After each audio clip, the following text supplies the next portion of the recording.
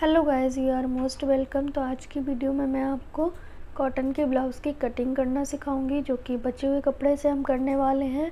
तो आप भी इसी तरीके से बचे हुए कपड़े से ब्लाउज़ बना सकते हैं। इस ब्लाउज़ की साइज़ रहेगी 32। तो सबसे पहले आपको मैं इस कपड़े को ओपन करके दिखाऊंगी। तो पहले मैंने इसे प्रॉपर ओपन कर लिया है। अब हम इसको डबल फोल्ड करेंगे कपड़े को, क्योंकि हम इसे ना फ्रंट और बैक दोनों एक साथ निकालने वाले हैं।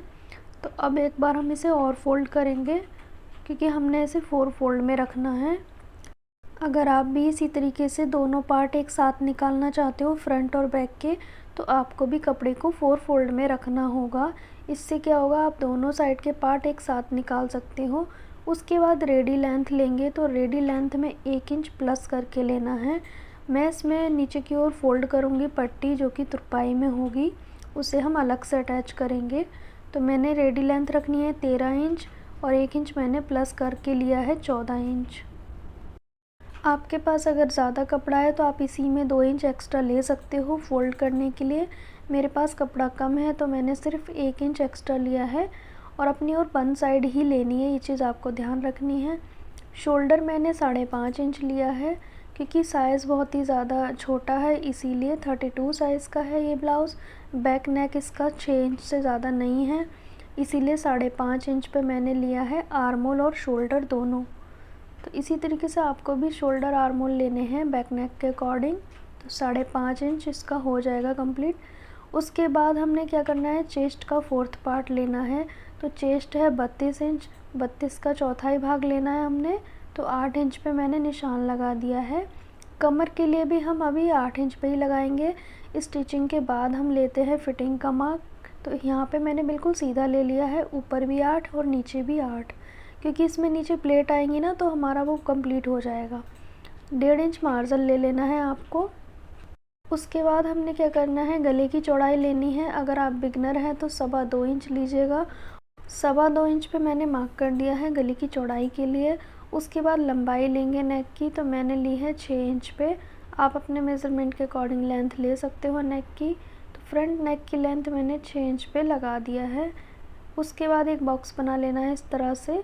अब इसमें अगर गोलाई करनी है, तो जिन लोगों को गोलाई करनी नहीं आती है, वो इस तरह के चूड़ी या कड़ा या कोई भी राउंड सर्कल की चीज़ लीजिएगा और उससे इस तरह से रखने के बाद शेप कर दीजिए। तो जिन लोगों को गोलाई करनी बिल्कुल नहीं आती है, वो ये मेथड यूज़ कर सकते हो।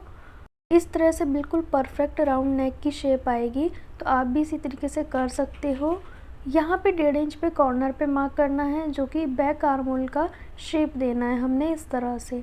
ये हमारा बैक आर्म होल का शेप है। उसके बाद 1/2 इंच यहाँ पे तिरछा किया हमने, और फ्रंट आर्म होल की शेप देंगे, जो कि 1/2 इंच की गहराई करनी है, क्योंकि इसमें ना फ्रंट वाले पार्ट में आर्म होल में प्लेट डालते हैं, तो वो छोटा ना हो इसीलिए। उसके बाद 3.5 इंच पे यहाँ से मार्क करना है, जो कि हम प्लेट डालेंगे। उसके बाद यहाँ पे ऊपर की साइड भी 3.5 इंच पे मार्क करेंगे, ताकि हम इंची टेप को ना सीधा रख सकें। अंदाजे से आपको नहीं रखना है, इंची टेप को बिल्कुल सीधा रखना है। अब हमने वर्स्ट पॉइंट भी लेना है, तो वर्स्ट पॉइंट से 1 इंच नीचे हमने नीचे वाली प्लेट डालनी है, ये वाली। तो 10 इंच पे मैंने ये वाली प्लेट डाली है, और 1 इंच ऊपर 9 इंच पे हमने मार्क किया है बस्ट पॉइंट का।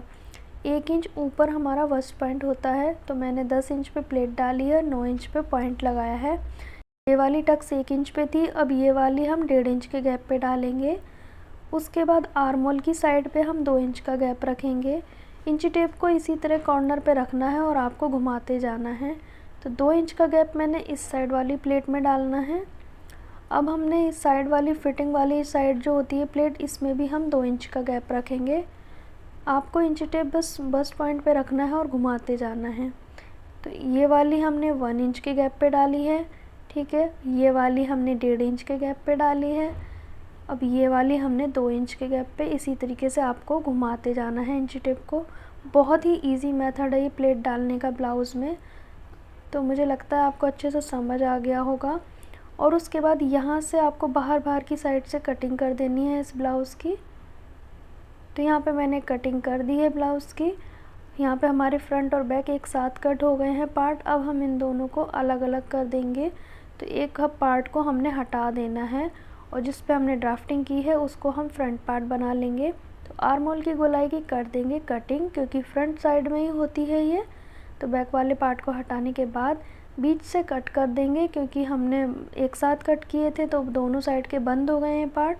कट करने के बाद यहाँ पे कट लगा देंगे जो प्लेट है, ताकि हमारी दोनों में इक्वल रहे। उसके बाद दूसरी साइड छाप लेंगे और फ्रंट के नेक की हम कर देंगे कटिंग, और बैक पार्ट हमने हटा दिया था, ये चीज़ आपको ध्यान रखनी है। अब हमने बैक वाले पार्ट में नेक की विड्थ रखेंगे चौड़ाई 2.25 इंच तक।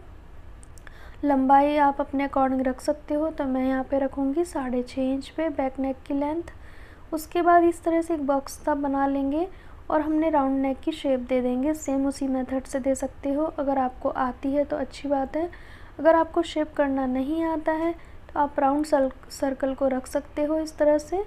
तो मैंने यहाँ पे एक कड़े का यूज़ किया है, तो यहाँ पे परफेक्ट राउंड नेक की शेप आ गई है, आप देख सकते हैं, कहीं से भी ख़राब नहीं है शेप इसकी। अब इसको हम कर लेंगे कटिंग। उसके बाद आपको क्या करना है, नीचे की ओर से हमने प्लेट डालनी है, 3.5 इंच पे डालनी है। लंबाई हम रखेंगे 5 इंच तक इसकी प्लेट की। तो ये हमारे बैक पार्ट हमारा रेडी हो गया है इसमें। तो फ्रंट और बैक दोनों की हो गई है कटिंग। अब हमने स्लीव्स के लिए कपड़ा लेना है, तो मेरे पास एक और टुकड़ा बचा हुआ था, तो इसको मैं 4 फोल्ड में रख लूँगी कुछ इस तरह से। अपनी ओर हमने बंद साइड लेनी है इसकी, नीचे की ओर से 1.5 इंच लेना है, जो कि तुरपाई में जाएगा, फोल्ड होगा ये। तो 4 फोल्ड में रखना है आपको कपड़ा, ये चीज़ आपको ध्यान रखनी है, क्योंकि दोनों स्लीव हम एक साथ कट करेंगे। अपनी ओर बंद साइड ली है, यहाँ से 1.5 इंच लेना है आपको मार्जिन, जो कि फोल्ड होगा तुरपाई में। उसके बाद रेडी लेंथ में 1/2 इंच प्लस करके लेना है। आपकी स्लीव की जो भी लेंथ है उसमें 1/2 इंच प्लस करना है, क्योंकि 1/2 इंच शोल्डर में जाता है जब हम अटैच करेंगे ना तब। तो 4.5 इंच मैंने लिया था और रेडी रखनी है मुझे 4 इंच। इस तरह से मार्क करने के बाद 2.5 इंच पे मार्क करेंगे, जो कि गोलाई के लिए हाफ स्लीव में हम 2.5 इंच लेते हैं, फुल स्लीव में 3 इंच लेते हैं। इस तरह से सीधा मार्क कर दिया मैंने। अब नीचे की ओर गोलाई लेंगे, तो जो भी आपकी गोलाई है स्लीव की उसका आधा लेना है, 5 इंच लिया है मैंने। यहाँ पे आर्म होल का आधा लेना है, तो मेरा मेज़रमेंट है आर्म होल का 12 इंच, तो मैंने 6 इंच पे लिया है। अगर आपको आर्म होल का मेज़रमेंट नहीं आता है तो जितना नीचे लिया है उसमें ऊपर 1 इंच प्लस करके ले सकते हो। दोनों मेथड से सेम आने वाला है आपका ये मेज़रमेंट। तो नीचे 5 है, ऊपर 6 कर दीजिए, अगर नीचे 6 है तो ऊपर 7 कर दीजिए।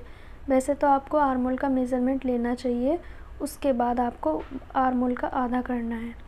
उसके बाद हमने क्या करना है, फिटिंग सेम फिटिंग का मार्क कर दिया है और 1.5 इंच मार्जिन लिया है।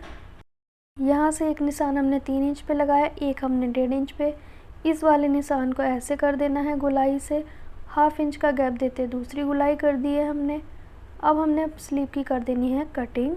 तो यहाँ पे हमारी परफेक्ट स्लीव की कटिंग हो गई है। यहाँ पे कट लगाएंगे। अब हमने क्या करना है, यहाँ पे भी कट लगाना है ताकि फ़ोल्ड करते समय याद रहे। उसके बाद 2 पार्ट को ऊपर उठाना है, ओनली 2 पार्ट, और उसमें कर देनी है गहराई की कटिंग। तो इस तरह से आपको करनी है कटिंग। गाइस, कैसी लगी मेरी ये वीडियो? आपको अच्छी लगी तो वीडियो को लाइक शेयर कीजिएगा। चैनल पे नए हैं तो चैनल को सब्सक्राइब ज़रूर कीजिएगा।